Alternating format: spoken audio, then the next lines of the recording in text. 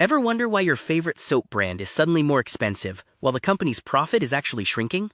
Welcome to the 2025 Strategic Audit by HDIN Research. Today, we're pitting two FMCG titans against each other, Church Dwight versus Kimberly-Clark. One looks like a safe fortress, but we found a hole in their pocket the size of a crater. Let's figure out who's actually winning the battle for your wallet. Here is the TLDR. Kimberly-Clark, the guys behind Kleenex, are playing defense. They're basically giving discounts just to make sure you keep buying their diapers. Meanwhile, Church Dwight is acting like a hungry shark, buying up trendy brands like Touchland to dodge the price wars. It's a classic case of protecting what you have versus buying what you want. The industry is in a double squeeze. Imagine trying to save money while your rent doubles. That's these companies right now. Raw material costs are sticky, but consumers are ditching big names for Walmart's generic brands. Private labels grew 15% this year. That's not just a trend. It's a full-blown rebellion against the brand tax. Let's look at the fighters. In the red corner, KMB, a $16 billion behemoth that literally cares for your hygiene from birth to old age. In the blue corner, CHD, the masters of baking soda who've turned into a serial acquirer. KMB is the aircraft carrier, massive but slow. CHD is the fleet of speedboats. For years, these companies could just raise prices and we'd pay. Not anymore. Look at this curve. It's drooping. KMB had to drop prices by 2% internationally just to get people to clear the shelves. When a giant like KMB loses its SAY over the price tag, you know the market is shivering. Retailers used to be best friends with brands. Now, they're the biggest frenemies. Walmart and Amazon are putting their own products right next to Huggies, but cheaper. KMB actually had to quit the private label diaper business because they couldn't win the race to the bottom. It's a tactical retreat, but it leaves a mark. We've reached the crossroads.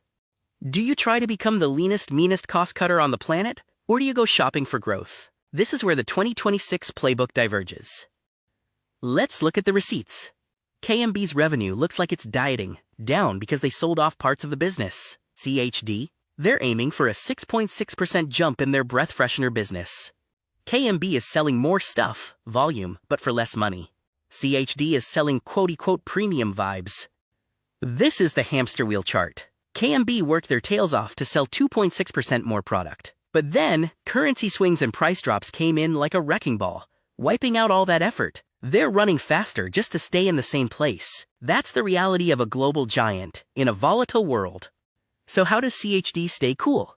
They spent $865 million on Touchland. You know those fancy hand sanitizers that look like iPhones? Why? Because you can't have a price war over a lifestyle. People will pay a premium for the vibe when they won't pay an extra dime for baking soda. Follow the money. KMB is like your grandpa's favorite stock. They sent $1.7 billion straight to shareholders as dividends. Safe, steady, but boring. CHD? They spent $900 million buying back their own shares. They're essentially betted on themselves to boost the stock price. It's a growth-hungry move. Behind the scenes, it's a robot war. KMB is spending a fortune on SAP and automation to squeeze every cent out of their supply chain. CHD is building more factories for their star products. If you can't raise the price, you have to lower the cost of making it. Time for some cold humor. CHD has a Waterpik problem. Remember those fancy water flossers? People are switching to $20 versions from Temu or Amazon. The extra value in that brand is melting away.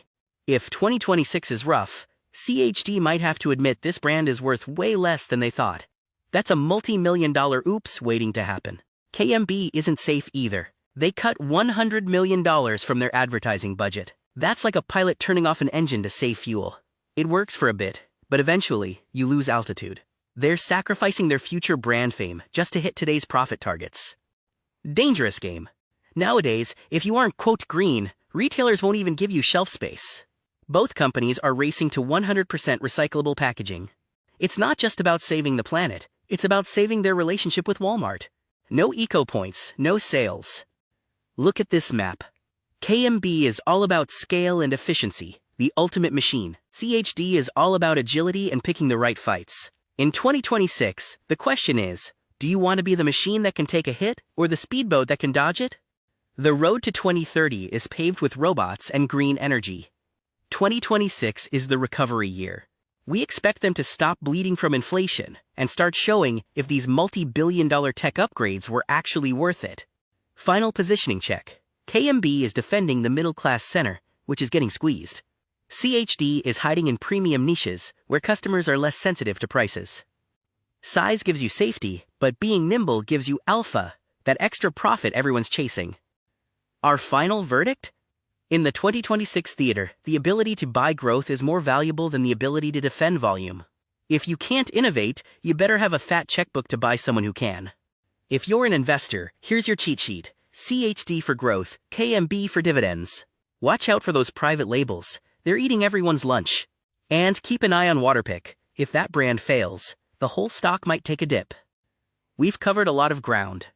What do you think? Is brand loyalty dead? Or are we just waiting for the next big innovation? Let us know in the comments below. That's it for today's strategic audit. For the full dataset and our deep dive reports on the FMCG sector, head over to HDINresearch.com or drop us an email at sales@HDINresearch.com.